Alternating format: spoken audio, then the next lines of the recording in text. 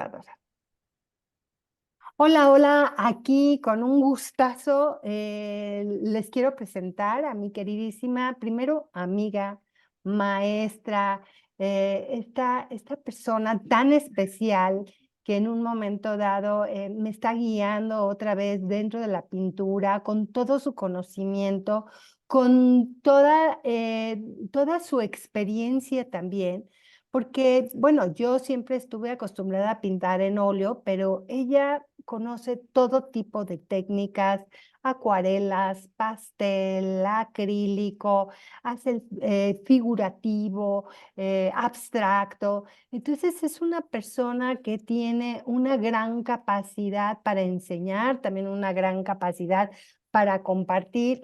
Y se me ocurrió invitarla aquí a Úrsulas para que ella empiece a dar clases y también nos comparta no solo su trayectoria como pintora y como artista, sino también como filósofa, porque ella estudió filosofía y aquí nos va a dar como bueno, una plática divina sobre lo que para ella es importante tomar en cuenta cuando uno va a hacer una obra de arte. Mi querida Itziar, por favor, platícanos cuál es tu trayectoria, quién eres tú y bueno, cuál es tu pasión también, sobre todo por la pintura, por el color, por toda esta inmensidad de conocimiento que implica también ser un buen artista de artes plásticas. Bienvenida. Gracias, Ursu. De verdad que qué presentación tan linda. Pues tú también eres una amiga muy querida y lo sabes, y agradezco antemano esta oportunidad de poder compartir lo que durante tantísimos años se ha acumulado de oficio. Yo creo que como cualquier otra carrera, en la de pintar también es un oficio en donde la experiencia y el trabajo continuo son claves para poder también decir que lo haces de manera profesional. Yo estudié la carrera de filosofía, pero mi amor por el arte nació desde pequeña. Yo creo que mucha gente que estamos en esto te puede referir que a veces queremos cumplir las expectativas de los papás terminando una carrera, y yo no me arrepiento. Filosofía me ha complementado muchísimo mi trabajo pictórico, ha sido como inspirador, pero mi pasión por la pintura viene desde mucho más atrás. Entonces empecé a exponer desde 1986 mis trabajos en algunas casas de la cultura, galerías, en fin. Y desde allá, desde esos años para acá, pues ya creo que continuamente me he estado haciendo exposiciones en el extranjero, en México, y pues nunca lo he dejado, ¿no? Entonces, en una investigación constante, porque pues ese es el amor, buscando caminos que te permitan expresar de mejor manera lo que quieres transmitir a través del arte, porque al final del día, pues es un modo de comunicación poderosísimo, ¿no? A veces las palabras tienen una permanencia en la memoria de las personas relativamente corta, pero se ha demostrado que a través del arte, la pintura o experiencias que envuelvan varios sentidos se quedan de manera más prolongada, digamos, en tu psique, ¿no? Entonces, bueno, un tema con el que, bueno, son cuatro los ejes que yo considero muy importantes, como tú ya lo habías mencionado, que tenemos que considerar si queremos adentrarnos a la pintura como una experiencia que realmente nos sea enriquecedora y que nos pueda traer bienestar, como es el título de esta pequeña plática que les estoy dando, ¿no? Entonces, yo creo que es excelente empezar con el concepto de inconsciente colectivo. A mí el arte yo creo que es una manifestación de este inconsciente colectivo. Algunas personas ya están familiarizadas con el término, pero bueno, para recordar un poco, Carl Jung hablaba del inconsciente colectivo y de los arquetipos y de estas ideas que están como no se manifiestan de manera física, aunque sí hay muchas pruebas, o sea, porque pertenece al mundo de las ideas y de la razón, pero se dice que es una energía que nos conecta a todos. Incluso se han hecho experimentos a nivel sociológico y tiene algunas aplicaciones en ese sentido, en donde esta energía se manifiesta como algo que nos une como especie, ya no como individuos, ¿no? Tenemos como que esta parte conectiva, que es la que nos hace seres sociales, y la parte individual, ¿no? Entonces, el inconsciente colectivo pertenece a este tema conectivo como especie. Entonces, el arte es esa manifestación, y vamos a ver cómo el arte no es algo estático en ese sentido, porque es una manifestación del inconsciente colectivo. Entonces va cambiando de acuerdo a la época, a las ideas, a las creencias y a toda clase de circunstancias particulares que vamos viviendo, ¿no? Como seres humanos a través de la historia. Oye, ¿te puedo Entonces, hacer una pregunta? Porque tú ahorita estás diciendo que el arte es una manifestación del inconsciente colectivo. ¿Y qué pasa con el inconsciente personal? Con toda la historia que uno como persona también trae y uno como artista plasma parte de su propia historia en cualquier obra. O sea, pues no estoy hablando únicamente de la pintura, también estoy hablando de la música, estoy hablando de la escritura. Yo me acuerdo una vez que fui a una exposición y la pintora en un momento dado hizo un comentario que se me hizo muy interesante. Las personas suelen ir a una exposición y nada más ver la obra sin darse cuenta que uno tiene en las paredes plasmada su propia vida. ¿Qué hay con esto? mira, tienes toda la razón, y qué bueno que haces esa precisión, porque yo creo que todos los seres humanos vivimos, digamos, la polaridad, ¿no? Ahorita yo creo que se ha puesto muy de moda el tema este de que abraza tu sombra y abraza tu lado oscuro, y tenemos yin y yang. Bueno, así mismo, y en ese sentido, qué bueno que me haces esta observación. El arte no solo es manifestación del inconsciente colectivo, es decir, como sociedad, aunque sí se manifiesta también, o sea, es una de las polaridades, y tiene esta doble visión. Tú como persona puedes manifestar tus propias emociones y tu propio interior, efectivamente, como lo refieres, pero sin darte cuenta, y entre más sensible seas, también estás manifestando algo que está más allá de tu consciente. Y por eso es tan interesante la pintura, porque a veces yo creo que nos podemos conocer a través de lo que pintamos, podemos explorar nuestras emociones a través de lo que pintamos, e incluso a través de las cosas que vamos eligiendo para que nos acompañen en nuestra vida cotidiana, ¿no? Es el tema de la energía de la que te va rodeando, y de toda esta cuestión de que co-creas tu realidad. Pues una manera muy sencilla y muy próxima de verlo es eso, ¿no?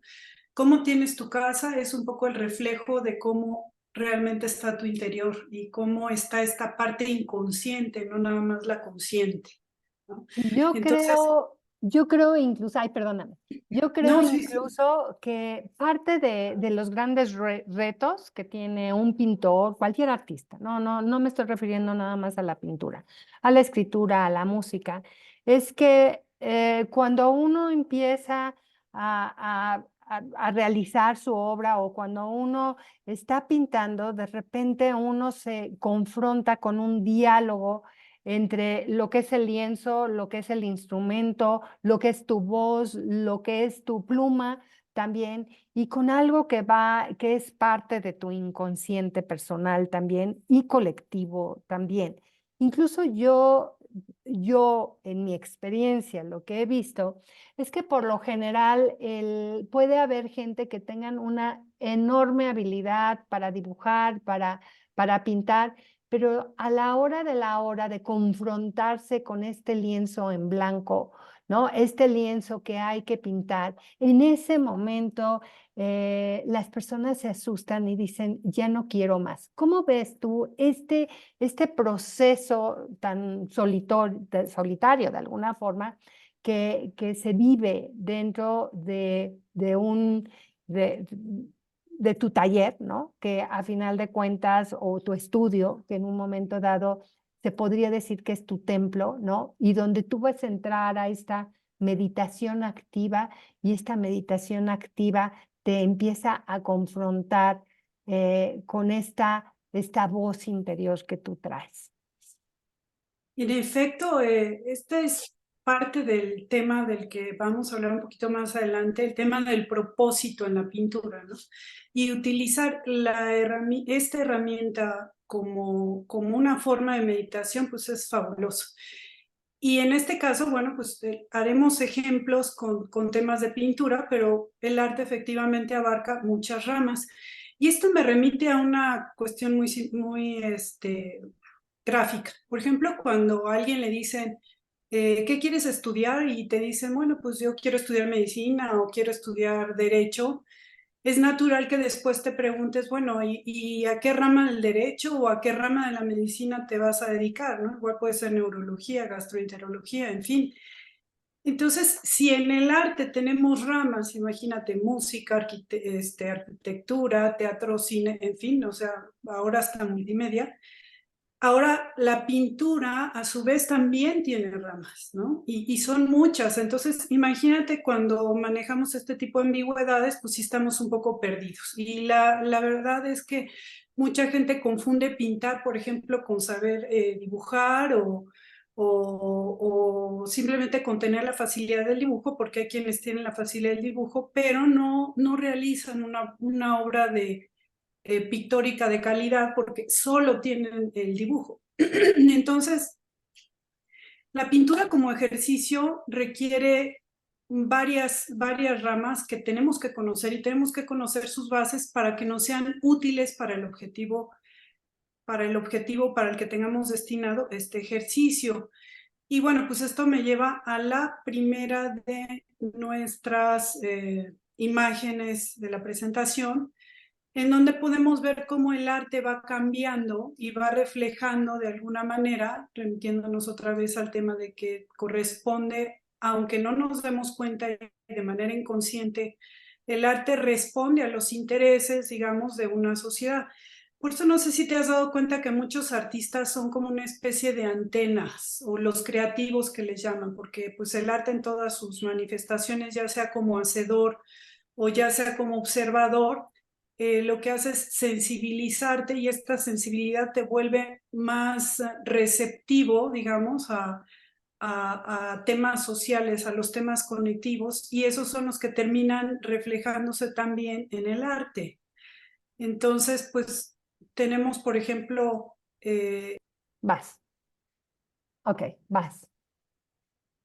Entonces, bueno, podemos ver que el arte ha sido algo que ha ido cambiando, no es algo estático ni inmóvil, o sea, lo que se considera arte va, va teniendo drásticas cambios y finalidades. Entonces, pues en la época clásica pues solo estaba a disposición de la iglesia y de la gente de la realeza la posibilidad de hacer encargos de pintura. Me voy a enfocar en la pintura porque, como ya vimos, hay muchísimas ramas y podemos perdernos y entonces la conversación no tendría como ahorita una primera aproximación corta. O sea, las ramas son inmensas. Como tú bien dijiste, hay música, hay teatro, en fin, hay miles de manifestaciones del arte, pero vamos, si nos enfocamos en la pintura, este es un ejemplo muy gráfico de cómo va cambiando lo que se considera arte a través de los años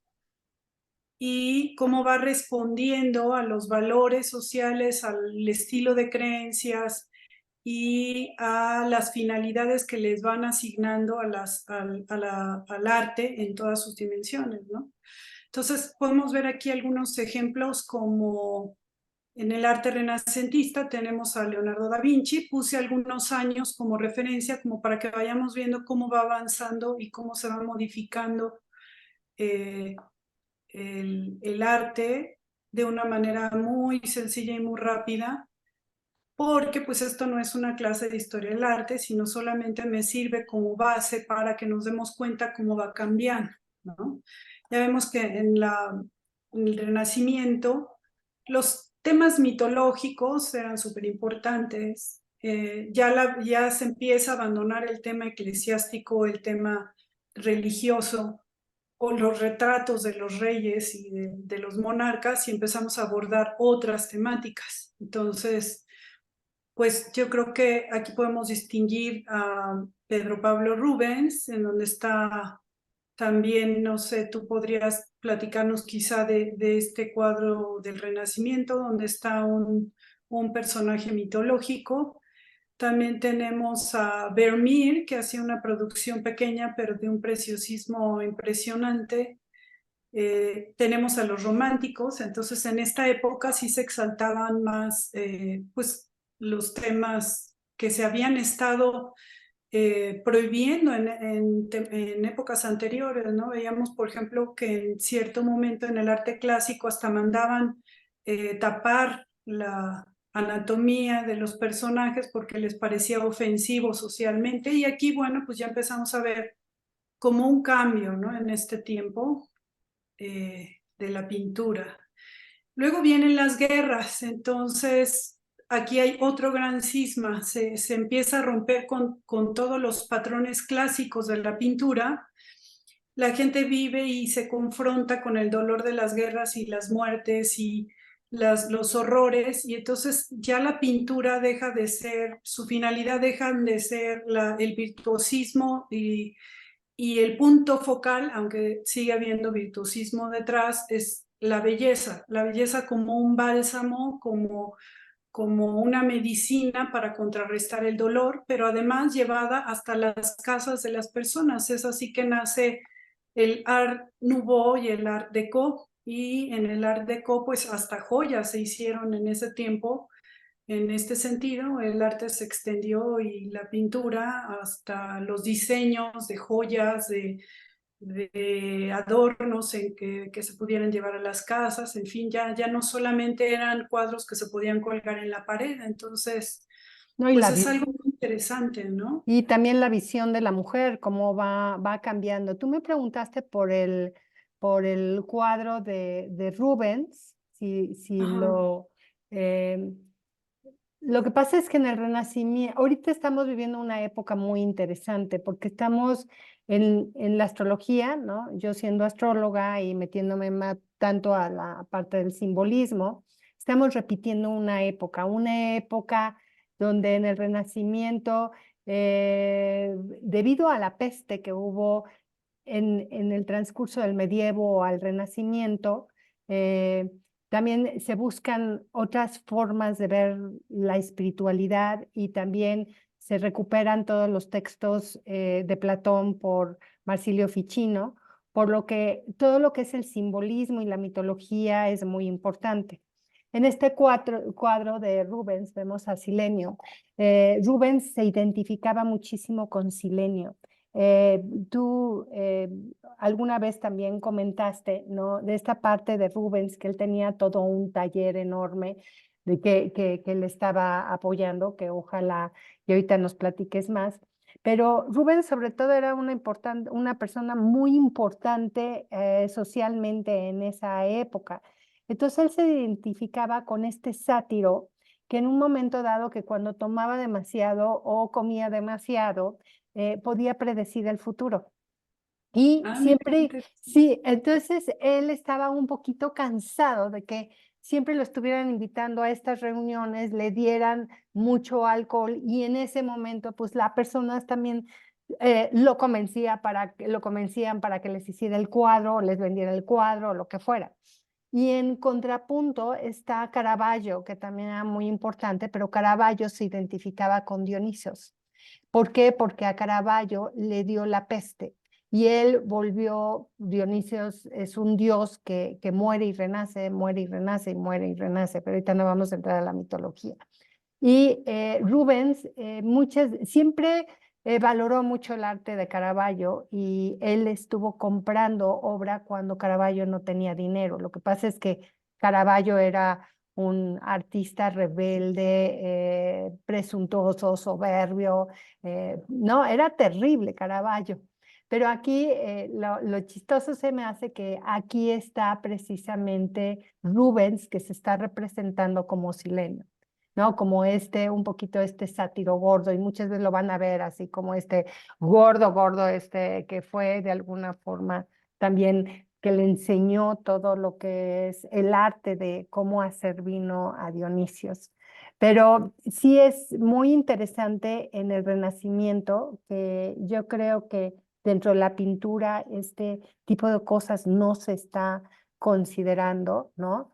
Porque muchas veces las personas tienen la idea de que la pintura es únicamente intuitiva, que tienes tú como el don y esta parte, y bueno, tienes el don para pintar, pero no ven el trabajo intelectual que hay detrás de una pintura. Y esto, pues aquí se representa también con este cambio de los siglos, ¿no? Que uno ve cómo se transforma también, y igual y ahorita tú nos puedes explicar más, cómo el pintor también manifiesta lo que sucede a un nivel social, o sea, es una rebelión o incluso también se adelanta a cierta moda, se adelanta a formas de pensar, de sentir, de ser. A ver, ¿tú qué nos platicas al respecto? Fíjate, es que es hermoso lo que comentas, ya lo hemos platicado. En efecto, en la pintura, pero también lo vemos de manera muy clara en la literatura, porque todos estos cuadros generalmente se corresponden también a manifestaciones en la literatura, en la música y bueno, en las artes que se van dando múltiples en las épocas, ¿no? Entonces, por ejemplo, Julio Verne, lo que tú dijiste, son personas que yo creo que por el tiempo en silencio que pasan y por la capacidad de concentración que se llega a generar cuando estás en un ejercicio como estos, te sensibiliza. Hoy he escuchado mucho esto que dicen que te puedes poner a través de la meditación en una frecuencia alfa o en una frecuencia eta, no sé, algo así comentan.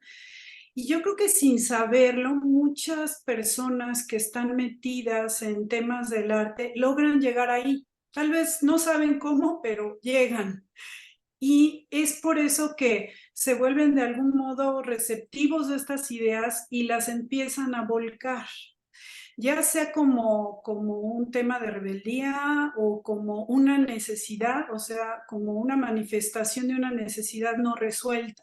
O sea, si tú ves, por ejemplo, si comparamos el arte clásico con este otro tipo de arte que empieza a generar, si tú ves la transición, te puedes dar cuenta como en esta época, pues la religiosidad, las leyes religiosas pues a lo mejor coartaban mucho la sexualidad humana, o la veían con malos ojos o la castigaban, de pronto viene como esta necesidad de decir no, o sea, es parte de la naturaleza humana y ya lo podemos ver también a través del arte. Entonces, tal vez los pintores, sabiéndolo de manera consciente o no, van reflejando o adelantándose a su tiempo o manifestando o tratando de equilibrar la realidad anterior que ya cumple un ciclo y entonces se abre uno nuevo y en este caso, pues ahora exaltar la sensualidad, la sexualidad, ¿no? Quizá primero de manera tímida y luego ya de manera explícita, porque de esta época pues también encontramos cuadros no tan famosos, pero que si te metes un poco más a fondo, con una sensualidad extrema, ¿no?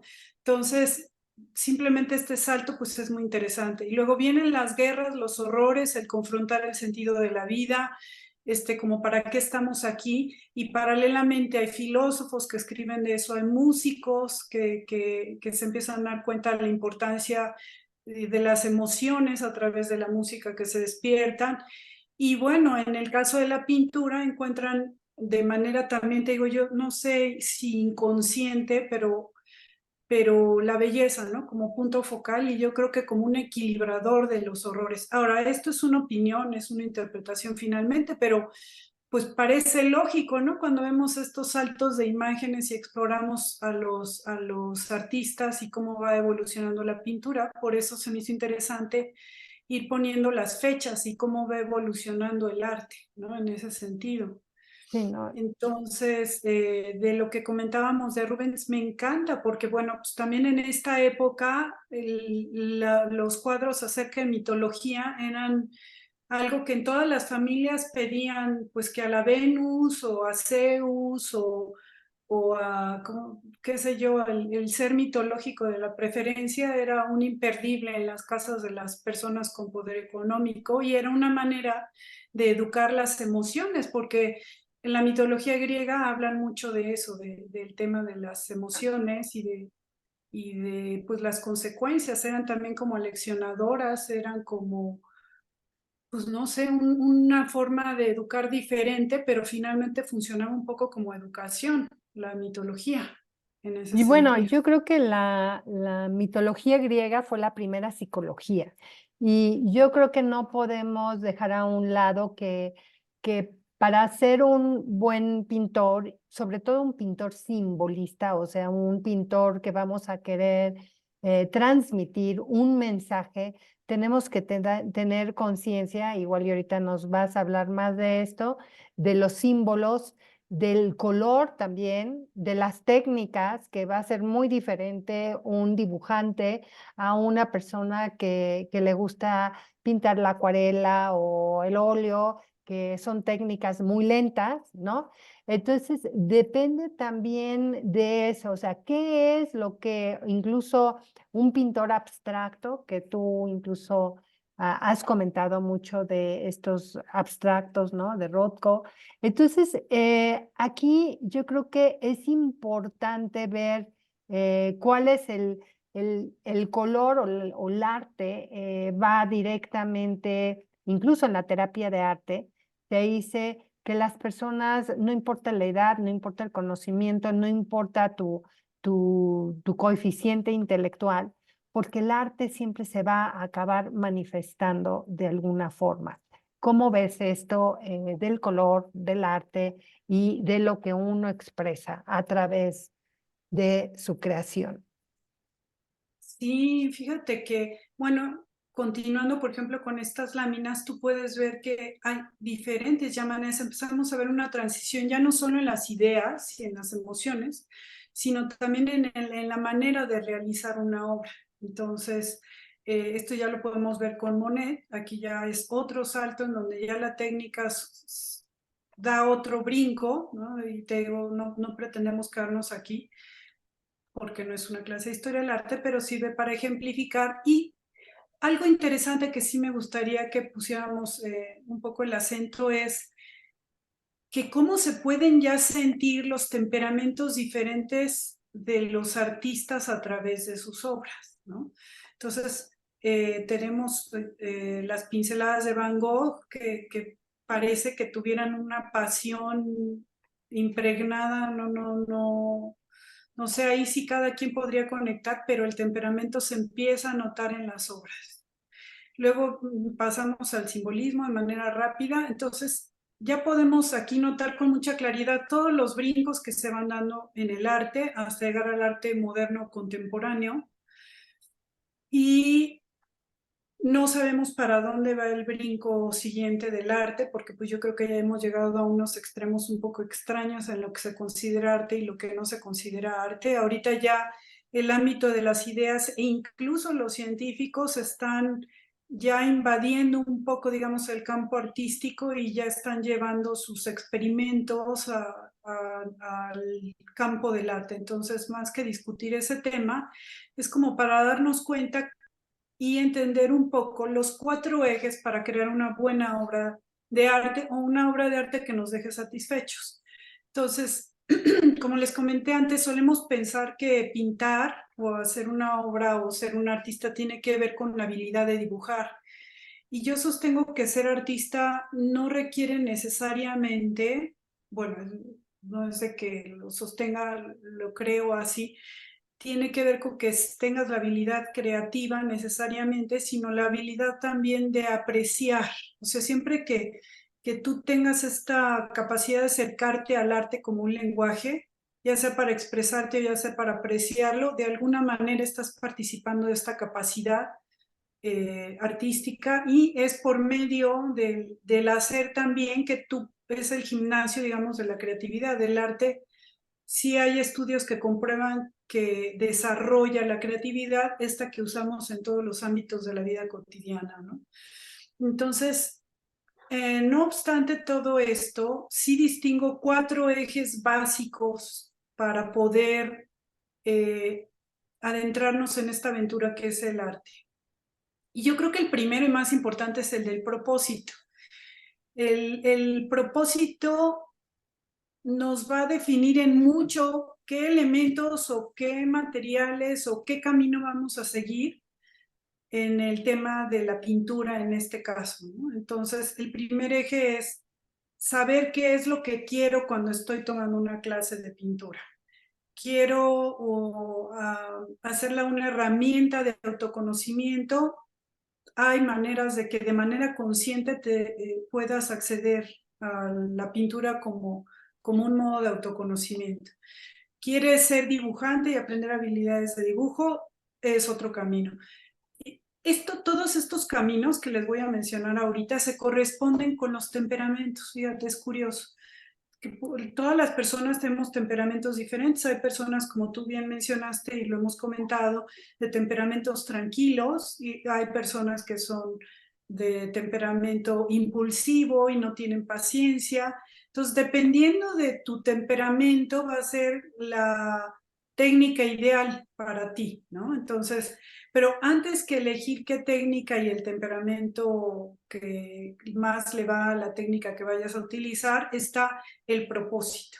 ¿Quieres entrar a pintar porque quieres hacerlo de manera profesional o quieres utilizarlo para meditar, pasarla bien y autoequilibrarte porque tiene ese poder de armonizarte, de ponerte en contacto contigo y de que entras en un estado de bienestar, ¿no? Esa es la palabra.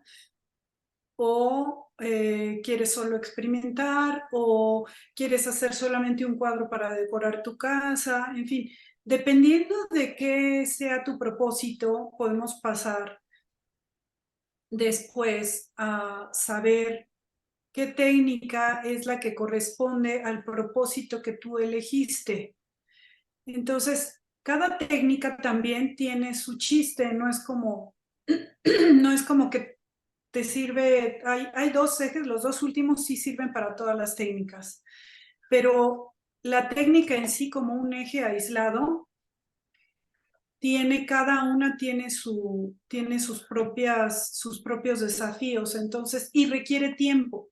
Entonces podemos experimentar con varias técnicas para encontrar cuál es la que se adecua mejor con nosotros o explorarlas también para ampliar nuestra manera de comunicarnos, pero definitivamente cada técnica es distinta. Entonces, mientras que en el óleo, si vas del oscuro al claro, es por poner un ejemplo, la mejor opción para que tengas un cuadro de mayor brillantez. En la acuarela es todo lo opuesto. En la acuarela vas de muy pálidos a oscuros lentamente.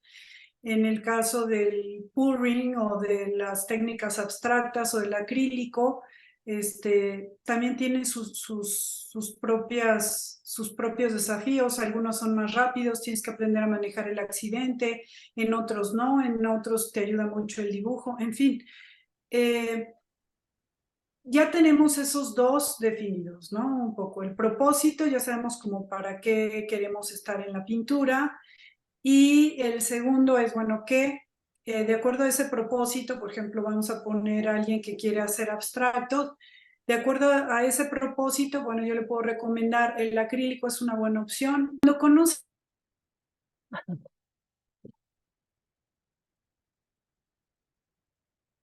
eso, te permite experimentar y después incluso tú generar tu propia técnica con los elementos que hayas elegido. Pero para eso, yo sí creo que la gente cree que es rápido y no. Cada técnica requiere dedicación y tiempo. Conocer las propiedades de tus materiales es súper importante y para ello hay ejercicios. Entonces, yo creo que una de las cosas muy bonitas que te enseña la pintura es a tener paciencia.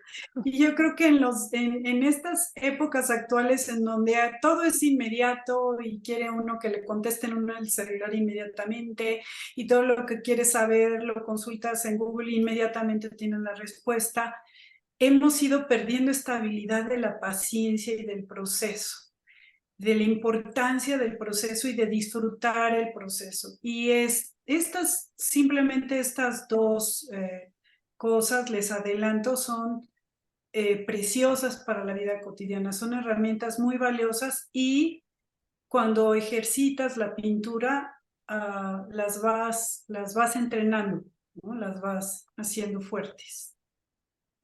Entonces, ya vimos esto de las técnicas. A veces conviene explorar varias técnicas para saber cuál es la tuya, porque pues si toda tu vida has hecho pasteles y no sabes lo que es hacer una acuarela o un óleo, puede que te sorprendas y digas, ah, mira, me gusta, o puede que como en mi caso, explore yo dos técnicas a la vez porque por ejemplo, los abstractos y los figurativos que parecen antagónicos, pero me ayuda muchísimo. De pronto a veces necesito la fluidez del abstracto y a veces necesito la concentración del figurativo, ¿no? Pero aquí sí es un tema de exploración personal que en el ejercicio se va descubriendo sin problema. Entonces, bueno, estas dos cosas son muy personales, ¿no? Es un ejercicio interesante, pero son muy subjetivas estas elecciones. Pero hay dos ejes que son comunes a todas las técnicas y que si los conoces y los aprendes un poco a ejercitar, te van a dar una obra de calidad. Yo siempre me sorprendía de que había cuadros que decía yo, qué belleza de cuadro, y luego me enteraba de que detrás de ese cuadro había un diseñador gráfico, y decía yo, bueno, creo que debía haber estudiado diseño gráfico.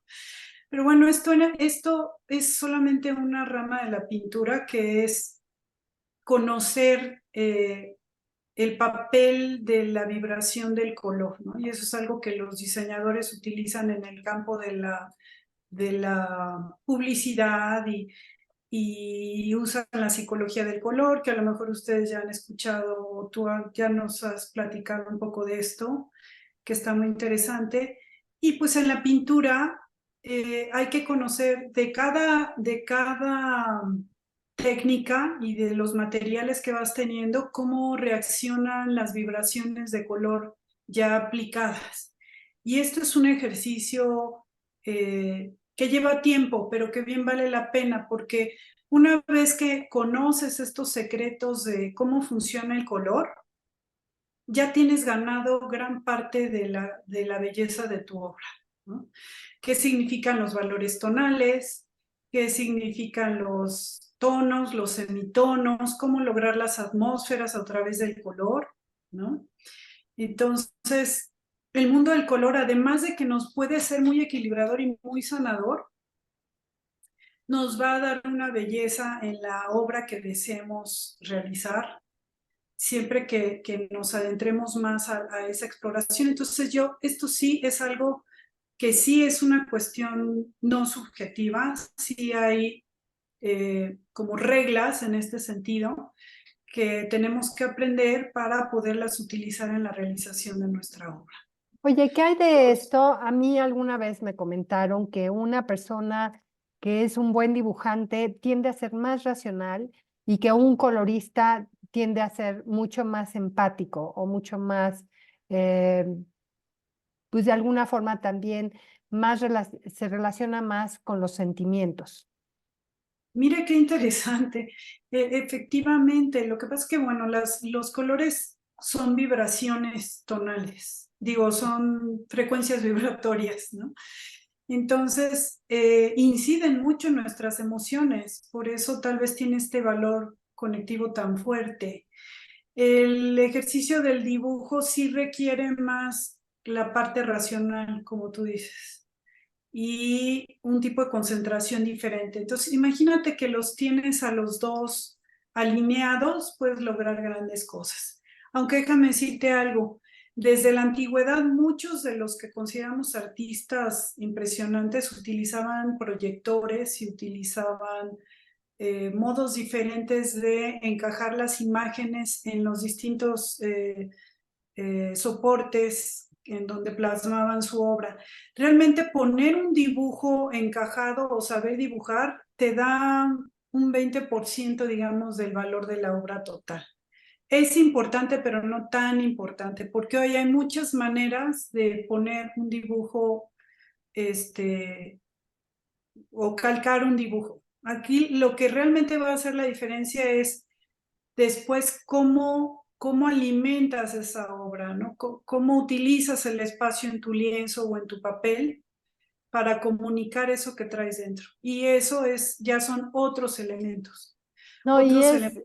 y es chistoso porque, bueno, para Jung, tanto el pensamiento como el sentimiento eran dos formas en las que nosotros juzgábamos nuestro entorno.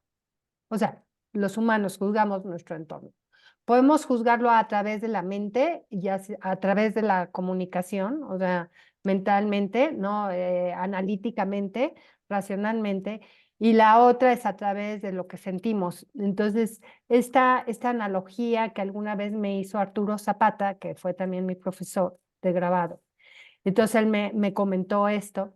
Y pues sí, o sea, yo creo que hay personas que tienden más a juzgar su entorno a través de la parte del hemisferio pues más racional, o sea, el hemisferio izquierdo, y hay otras personas que tienden a juzgar el entorno más a través del hemisferio derecho, dependiendo del cerebro, ¿no? O sea, lo importante aquí, y yo creo que lo maravilloso de una buena obra de arte es que te obliga ya a usar estos dos hemisferios. Exactamente. Te obliga a usar los dos hemisferios, ¿no? Y bueno, qué mejor hacerlo de manera consciente, pero aún sabiéndolo o no, estás utilizando ambos hemisferios. Entonces, por eso es tan importante la pintura. No, Y y hay otra cosa que me gustaría comentar, que ahorita se me está ocurriendo, es que si tú ves el caduceo de Hermes, Hermes es Mercurio, y Mercurio habla precisamente de la motricidad. Habla de cómo es el psicopompo, que también va más allá de los límites. Pero el caduceo de Hermes tiene dos serpientes que se van entrelazando y van, al final se van, o sea, las cabecitas de las dos serpientes se van viendo una a la otra. Pero ¿sabes lo que significa este caduceo? El caduceo significa precisamente la unión del hemisferio derecho y el hemisferio izquierdo. mira, qué bien, me gusta mucho. Eh, Efectivamente, incluso, pues ya ves que tú y yo estamos súper eh, Conectadas. involucradas con el tema, ¿no? De pues, otros temas paralelamente, del tema de los chakras, de las vibraciones, de los colores, de cómo te puedes armonizar a través de, pues hay muchas herramientas antiquísimas en donde nos hablan de esto. Entonces, y también en los signos zodiacales, que tú eres experta en todos los temas zodiacales, pues vemos que hay los signos más conectados a la parte del instinto, los signos más conectados a la parte de las emociones y los que están más conectados a la parte racional. Y la pintura tiene esta cualidad de que conecta estos centros energéticos de manera natural, ¿no? Entonces yo creo que algo que nos tiene socialmente, yo creo que enfermos y estamos viendo que hay muchos temas de depresión, de angustia, de ansiedad, es que no buscamos estos espacios que nos equilibren, Urso. Y Sí, cada claro. quien puede buscar de qué manera se puede equilibrar. Hay gente que lo hace a través de la música, a través del baile, a través del ejercicio, pero la pintura es poderosísima también, Bueno, la porque pintura también maneja el ritmo, o sea, yo creo que no hay pintor que no tenga ritmo, porque cada trazo tienes que manejar un ritmo, tienes que manejar una secuencia. Y yo personalmente, lo que a mí me encanta de la pintura, incluso cuando entro a mi taller, yo primero tengo que poner música y muchas veces tengo que bailar, porque es lo que me va a centrar, o sea, me va a centrar mi ritmo cardíaco, mi respiración y también mi cuerpo. Entonces la pintura tiene este gran regalo que nos da, donde nosotros vamos a tener esta oportunidad de encontrar nuestro centro. ¿Cómo ves lo que te digo? Pero por supuesto, incluso vamos más allá. Antes decían que información era poder. Ahora lo que tenemos es una enfermedad de exceso de información, con lo cual, aparte de las habilidades de la paciencia y el proceso que se han ido perdiendo, otra de las habilidades importantísimas que yo creo que tenemos que retomar y redimensionar su importancia es la de enfocarte. De hecho, la meditación y la respiración, yo creo que uno de los objetivos más importantes es hacerte consciente y más allá de apagar tu cerebro y de entrar en un estado en donde no hay pensamientos, es más bien cómo enfoco mis pensamientos. A mí me llamó mucho la atención no sé si fue Sadhguru o alguno de estos pensadores que decían, es que decirle a la gente que ponga en blanco su mente a mí se me hace francamente imposible, ¿no? No, no, no se puede, Yo ni creo en la que, yo meditación. creo que es eso, a lo mejor y lo logran algunos iluminados, digamos, si es que eso existe, pero a la mayoría de nosotros nos cuesta mucho trabajo, pero lo que sí podemos y sí es pues, muy benéfico para poner la mente en una frecuencia armónica es enfocar nuestro pensamiento, enfocar nuestra atención. Por eso la respiración consciente te ayuda a enfocarte, te ayuda a apaciguar tu mente. Pero entonces la pintura tiene también esa capacidad de hacer que cuando tú estás en ese ejercicio de pintar, como todos tus sentidos, tu razón, tus emociones y tu instinto están alineados, digamos, de algún modo, se te olvida el mundo. Entonces entras en una frecuencia A que es una muy parecida a la meditación, No, ¿no? es una meditación activa. O sea, yo Sí. creo que cada quien tiene que buscar el tipo de meditación que es adecuada para cada quien. Hay gente Ah, que sí se pueden sentar en el OM y meditar, pero hay tantas formas de meditar. Puedes hacer jardinería, puedes pintar, puedes cocinar. Esas también son un tipo de por supuesto. meditación porque te van a meter a un ritmo y el ritmo, o sea, de la respiración, es muy importante para que tú entres a estos estados alterados de conciencia. Es una maravilla. Pero síguenos platicando lo que tengas que platicarnos todavía, porque tenemos tantas cosas que compartir contigo que, bueno, se nos acaban las horas, los minutos, los días, todo. Sí, sí, sí.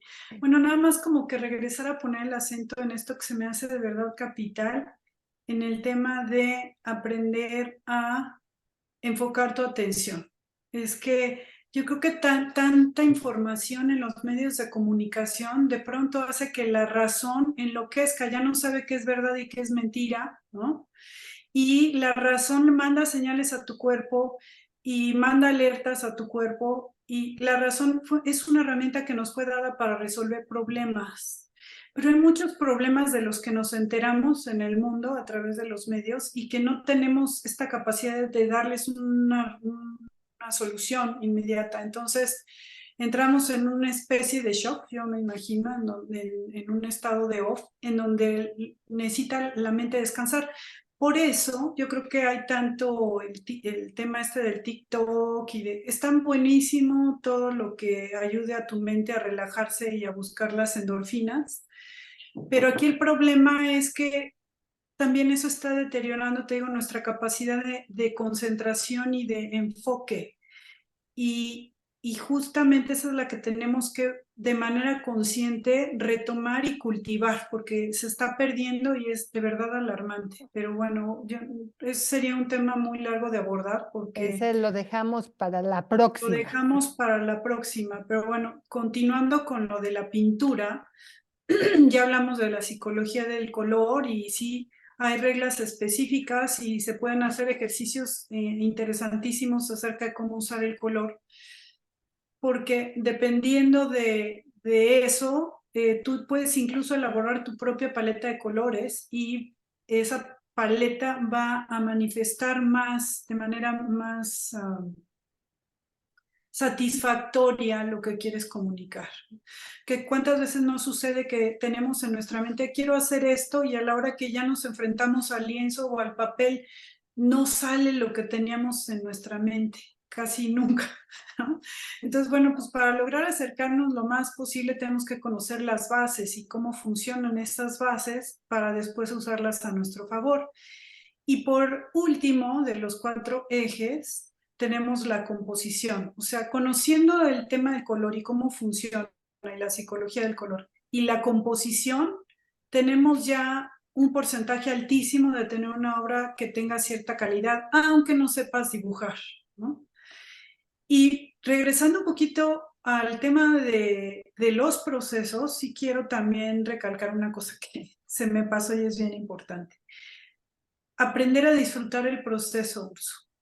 Claro. Si tenemos claro qué es lo que queremos, o sea, si solamente queremos pintar el cuadro para que nos aplaudan o nos validen, se vale, y entonces pues hay maneras de lograr ese objetivo. Pero también, si encontramos que la pintura en su proceso, más allá de lo que los demás opinen o de lo que los demás digan, ya nos dio una satisfacción interna, el uso del color, la elección del tema que vamos a plasmar, la manera en que lo estamos haciendo, el espacio en el que lo estamos desarrollando, que nos puede dar paz o ser nuestro momento o nuestra 1 o 2 horas que estemos nosotras con nosotras mismas, es decir, la persona mediante este ejercicio de la pintura es como ponerse en contacto consigo misma, ¿no? Entonces, a darse cuenta de las bondades que esto tiene es disfrutar el proceso. Entonces ya ahí de entrada ya tenemos algo ganado de antemano, ¿no? No es nunca tiempo perdido de ninguna manera, sea cual sea el resultado del trabajo final. Pero más allá de eso, sí, si tenemos conocimientos acerca de composición y acerca del color, podemos tener un, yo diría, 70% o 80% de satisfacción en el trabajo realizado, ¿no? En el resultado de lo que vas a ver. Entonces, bueno, pues finalmente aquí esto tiene que ver con el propósito. Vean, podemos ver cómo pues hay gente que lo quiere utilizar pues para decorar su casa, habrá gente que lo quiere utilizar para transmitir alguna emoción, ¿no? Alguna emoción que no sabe cómo plasmar en palabras y que lo quiere hacer a través de la pintura. Hay gente que utiliza símbolos muy personales y los plasma en la obra y solamente ella o él pueden saber qué es lo que están diciendo, ¿no? Con ciertas cosas. Está muy padre porque es como una charla de ti contigo permanente de algún modo, ¿no? Y mi amigo Y Gustavo Monroy decía que cuando él iba, bueno, es pintor él, y entonces cuando las personas le pedían que explicara qué sintió él, dicen, lo importante no es lo que yo sentí, yo tengo mi diálogo con mi propio cuadro, pero cuando tú ves mi cuadro, ¿qué es lo que tú percibes de ti? ujú, ¿Con qué sí, te sí, identificas tú? Entonces, esto también es un punto importante. Una cosa es lo que nosotros percibimos, ¿no? Cuando o nosotros plasmamos como artistas, y otra cosa que es lo que llama la atención del espectador. O sea, uno puede ver una película y esa película, cada quien puede tener una visión muy diferente de la película o de lo, ¿no? De lo que en le efecto. interesó o del cuadro o lo que fuera. Pero bueno, eso es un punto y aparte aquí. Sigue, Sí, sí, sigue. Yo sí. te estoy interrumpiendo mucho, perdón. No, Sigue. no, no, me encanta, de hecho, porque me permites con tus intervenciones poder ampliar algunos temas que me parecen fascinantes, como este, ¿no? O sea, en una primera etapa, el quehacer pictórico es muy egoísta, porque aunque estés pintando para hacer una exposición, de algún modo, en la forma de plasmarlo, estás poniendo parte de tu energía, incluso si estás copiando una imagen, a la hora de poner tu material o los colores que vas a usar, van a hablar mucho de ti. Entonces, desde ese punto de vista, tiene esa dimensión como muy personal, pero también tiene la dimensión conectiva. Es lo que digo, que qué maravilla que como todo en la vida, como cualquier ser vivo, tiene esta doble característica o polaridad, ¿no? La parte de individuación, que es la realización del artista de su obra, y la parte conectiva, que es cuando alguien más ve la obra y se completa en la vista del otro el significado que le quiera dar, ¿no? Y es Claro, así que en muchas ocasiones la gente conecta o no con una obra, pero cuando conecta con una obra, se está completando la otra dimensión que tiene el arte, que es la de comunicar, la de conjuntar, la de unirte. Es un lenguaje, pero además es un lenguaje universal que trasciende fronteras, que trasciende idiomas, que trasciende creencias, que, en fin, ¿no? Es poderosísimo. No es casual que en algunas etapas de la historia durante las guerras justo fuera a los maestros y a los artistas a los que quisieran eliminar del mapa para que no tuvieran una influencia no una influencia adversa a los objetivos de la guerra o qué sé yo, ¿no? O sea, sí, no claro. sé si soy Sí. suficientemente clara en este punto, pero sí, en efecto, la imagen es muy poderosa. No es casual que digan que una imagen habla más que 1000 palabras o algo así, ¿no? Claro, claro, es un lenguaje, ¿no? Es una comunicación, ¿no? Impresionante. Yo quiero nada más como que terminar con una experiencia que tuve alguna vez que di clases, y me gusta repetirla mucho porque te deja ver algunas cosas, ¿no? Siempre te dicen, no, es que el que calca una imagen no es pintor. Y entonces, bueno, como para hacer un ejercicio, les di a todos a mis alumnos, les puse todos los materiales que pude en la mesa, distintos tipos de materiales. Y les di ya como los cuadernos estos de iluminar, que ya les dan solo para colorear la imagen. Les dije, bueno, aquí ya tienen resuelta composición, tienen resuelto el tema, ya no tienen que pensar en un tema. Tienen una referencia, porque pues pueden copiar los colores de la imagen que les estoy dando, si la quieren usar o si no la quieren usar. Y realícenla, rellénenla con colores. Ya sería nada más como que una de las facetas de la pintura que llevemos, que tiene muchas, y vamos a ver qué pasa. Entonces ya todos se pusieron a pintar, a rellenar sus dibujos que les había dado. Te sorprenderías la diferencia entre todos. Sí, es Hubo quienes impactante. decidieron de plano cambiar los colores, no usar los colores de la referencia. Había quienes pintaron muy pálido con lápices, hubo quienes pintaron en acrílico con todos los colores saturados, en fin. O sea, fascinante ver cómo la personalidad al final se manifiesta en Sí, las obras. no, es una maravilla. Ay, Mitziel, pues ha sido un placer. Por favor, eh, dinos a dónde te pueden contactar, tu mail, tu celular, que te manden un mensajito. Tienes tu página, eh, muy importante tu página.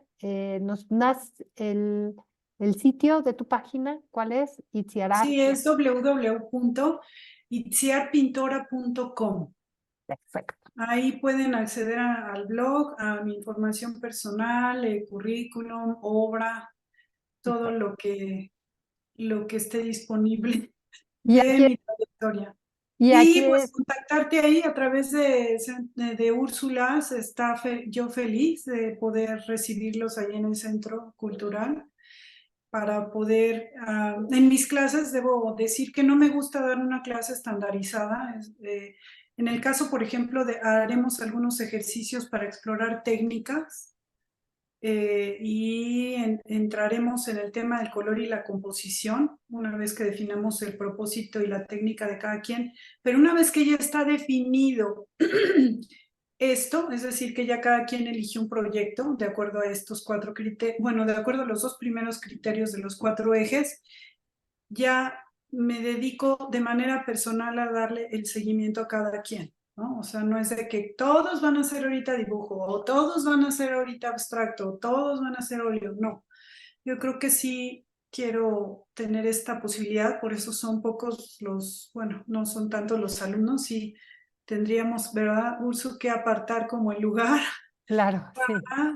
Porque sí es de cupo limitado para poderles dar la atención que queremos darles en la Pues, clase a cada quien y a sus proyectos. pues Entonces, muchísimas. también si nos das de nuevo tu contacto y el número para que a través tuyo podamos estar. Me pueden contactar por Facebook, Úrsula Stockter, o mi correo urstockter@yahoo.com, o mi página que es www.ursulastockter.com. Entonces, bueno, aquí soy muy fácil de encontrar y un abrazo a todos y aquí los esperamos con todo el cariño. Muchas gracias, querida Itziar, y bueno, pues hasta pronto, muy pronto,